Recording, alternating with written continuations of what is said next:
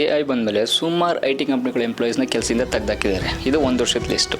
So ನಾವು ಅಂದ್ಕೊಂಡಿರ್ಬೋದು ನಾವು IT ಕಂಪ್ನಿಲಿ ಕೆಲಸ ಮಾಡೋಷ್ಟು ಓದಿಲ್ಲ, ನಮಗೇನು ತೊಂದರೆ ಆಗಲ್ಲ, ನಾವು ಮಾಡ್ತಿರೋದು ಗಾರೆ ಕೆಲಸ ಇಲ್ಲ ಫ್ಯಾಕ್ಟ್ರಿ ಕೆಲ್ಸಕ್ಕೆ ಹೋಗ್ತಾಯಿದ್ದೀವಿ, ಇಲ್ಲ ಗ್ಯಾರೇಜ್ ಇಟ್ಕೊಂಡಿದ್ದೀವಿ ಅಂತ. ಬಟ್ ನಾವು ಅಂದ್ಕೊಂಡಿರೋದು ಸುಳ್ಳು, ನಮಗೂ ಕೂಡ ತೊಂದರೆ ಇದೆ. ಏನಪ್ಪ ಅಂತ ಹೇಳಿದ್ರೆ, ಈ ವಿಡಿಯೋದಲ್ಲಿ ನೋಡ್ತಾರೋ ಹಾಗೆ ತಲೆಗೆ ಕ್ಯಾಮ್ರಾ ಹಾಕ್ಕೊಂಡು ಏನೋ ರೆಕಾರ್ಡ್ ಮಾಡ್ತಿದ್ದಾರೆ, ಕನ್ನಡಕಕ್ಕೆ ಕ್ಯಾಮ್ರಾ ಹಾಕ್ಕೊಂಡು ಏನೋ ರೆಕಾರ್ಡ್ ಮಾಡ್ತಿದ್ದಾರೆ. ಇದೇನಪ್ಪ ಅಂತ ಹೇಳಿದ್ರೆ, ನೀವು ಡೈಲಿ ಏನು ಕೆಲಸ ಮಾಡ್ತಿರೋ ನಿಮ್ಮ ಡೈಲಿ ಆ್ಯಕ್ಟಿವಿಟೀಸ್ನ ರೆಕಾರ್ಡ್ ಆಗ್ತಾಯಿದೆ. ಆ ರೆಕಾರ್ಡ್ ಆಗಿರೋದು ಏನಪ್ಪ ಆಗುತ್ತೆ ಅಂತ ಹೇಳಿದ್ರೆ, ರೋಬೋಟ್ಸ್ನ ಕ್ರಿಯೇಟ್ ಮಾಡ್ತಾರೆ, ರೋಬೋಟ್ಸ್ಗೆ ನಿಮ್ಮ ಡಾಟಾನ ಟ್ರಾನ್ಸ್ಫರ್ ಮಾಡ್ತಾರೆ, ಅಂದರೆ ಆ ರೆಕಾರ್ಡಿಂಗ್ ಡಾಟಾನ ಟ್ರಾನ್ಸ್ಫರ್ ಮಾಡ್ತಾರೆ. ಸೊ ಆವಾಗ ನಿಮ್ಮ ಕೆಲಸ ಮುಗೀತು ಅಂತಲೇ. ಯಾಕಪ್ಪ ಅಂತ ಹೇಳಿದ್ರೆ, ಆ ರೋಬೋಟು ನಿಮ್ಮನ್ನ ರೀಪ್ಲೇಸ್ ಮಾಡುತ್ತೆ, ನಿಮ್ಮನ್ನ ಕೆಲಸದಿಂದ ತೆಗೆದಾಗಿ ಅದು ಕೆಲಸಕ್ಕೆ ಬರುತ್ತೆ. ಸೊ ಇದರಿಂದ ಒಬ್ಬ ಓನರ್ ಆರಾಮಾಗಿ ದುಡ್ಡನ್ನ ಸುಮಾರು ಉಳಿಸ್ತಾನೆ. ಒನ್ಸ್ ಅದಕ್ಕೆ ಪರ್ಚೇಸ್ ಮಾಡ್ದ ಅಂತ ಹೇಳಿದ್ರೆ ಮುಗೀತು. ಅದಕ್ಕೆ ಏನು ಬೇಕಾಗುತ್ತೆ, ಚಾರ್ಜ್ ಮಾಡಬೇಕಾಗುತ್ತೆ ಅಷ್ಟೇ. ಅದು ಬಿಟ್ಟರೆ ಅದೇನು ಇನ್ಕ್ರಿಮೆಂಟ್ ಕೇಳಲ್ಲ, ಸ್ಯಾಲ್ರಿ ಕೇಳಲ್ಲ, ಬೇರೆ ಏನಕ್ಕೆ ಕೇಳಲ್ಲ. ಸುಮಾರು ಕಡೆ ನೋಡಿರ್ಬೋದು.